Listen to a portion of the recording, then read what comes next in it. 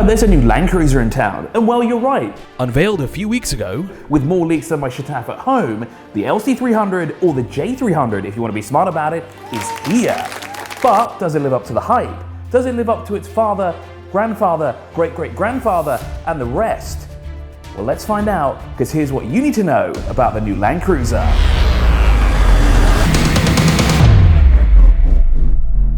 As we found out when we posted on social media, it's sort of a mixed bag of what people feel about the car. Some are saying, ooh, I love it, it looks amazing, while others are like, I don't really see a difference. Well, let's have a look at those differences. It looks like the muscular bonnet has been carried over from the previous generation, but if we look, there's a huge grille flanked by new LED headlights. There are also two black columns on the front end, which make the grille look even bigger. Round the back, there are new LED taillights, rear liftgate, and a bumper too. But more importantly, there's a lot of 90-degree angles everywhere. There's a lot of squares, especially when you look at the side fenders. Under the new exterior, Toyota decided to keep the vehicle's body-on-frame structure to ensure the Land Cruiser's essence is protected. Now those are Toyota's words and not ours.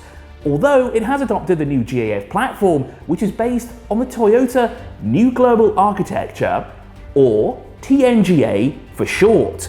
This is to ensure the SUV can tackle any terrain without tiring or stressing out the driver, to ensure you have a nice off-road experience. Somehow, and I don't know how, well, we probably do somewhere, and there are some very smart people over at Toyota Japan, they've somehow managed to shed 200 kilos on the new Land Cruiser's overall weight. Now, to put that in perspective, that's me plus 3/4 of another me together as one, and they managed to throw that out of the vehicle to make it lighter. It's incredible. They could do over there. The new EKDSS, or Electronic Kinetic Dynamic Suspension System, improves road handling and is a world's first according to a Toyota.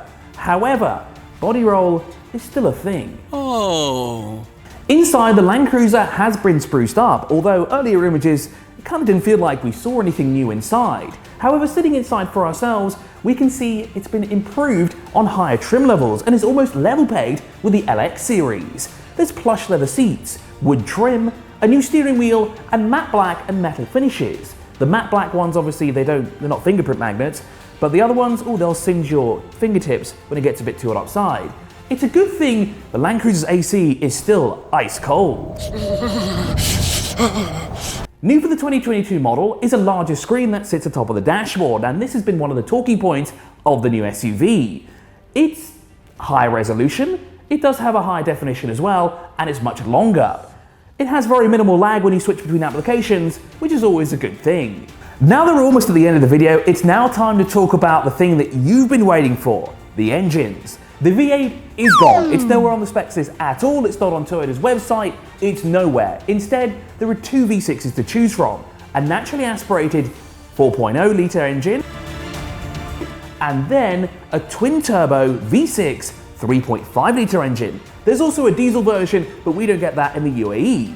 Many were up in arms about the discontinuation of the V8, and we were too when we watched the live launch. We were quite upset. We did shed a tear. But the matter of fact is that engines are getting smaller and smaller as the years go by, and that includes SUVs, and Toyota have done a great thing by jumping on the bandwagon sooner rather than later. The V6 turbocharged engine pumps out over 409 horsepower and has a mighty 650 Nm of torque. The SUV is pretty quick in a straight line as well, and if we actually put our foot down, we probably could have done 0 to 100 much faster. Oh, and by the way, before you say, oh, you guys forgot something, no, we didn't, because the GR Sport, it's coming, but we just don't know when. We also don't know what's powering it, we also don't know the pricing either. That will of course come at a later stage. We've been told it will be here by the end of the year, but we're not 100% sure about that. We actually got to drive the new Land Cruiser a few weeks ago, and to be honest, we're pretty impressed. It is a step in the right direction. There are a few things that may need a little bit more improvement, but overall, Toyota have really improved the new Land Cruiser, and it certainly does live up to its grandfather, great-grandfather, its father, and everyone else in its family tree. The cabin is as spacious as ever, all 3 rows are comfortable, and the interior is on point with its rivals. The full-size SUV segment is heating up, and we can't wait to see what's coming soon. Oh, And by the way, if you want a new Land Cruiser or an old one, why don't you head on over to dubizzle right now and search for Land Cruisers. You might find a surprise or two. You might even find a six-wheeler. You may even find one of those ones that are looking old, but they're not actually old, they're actually a 2022 model.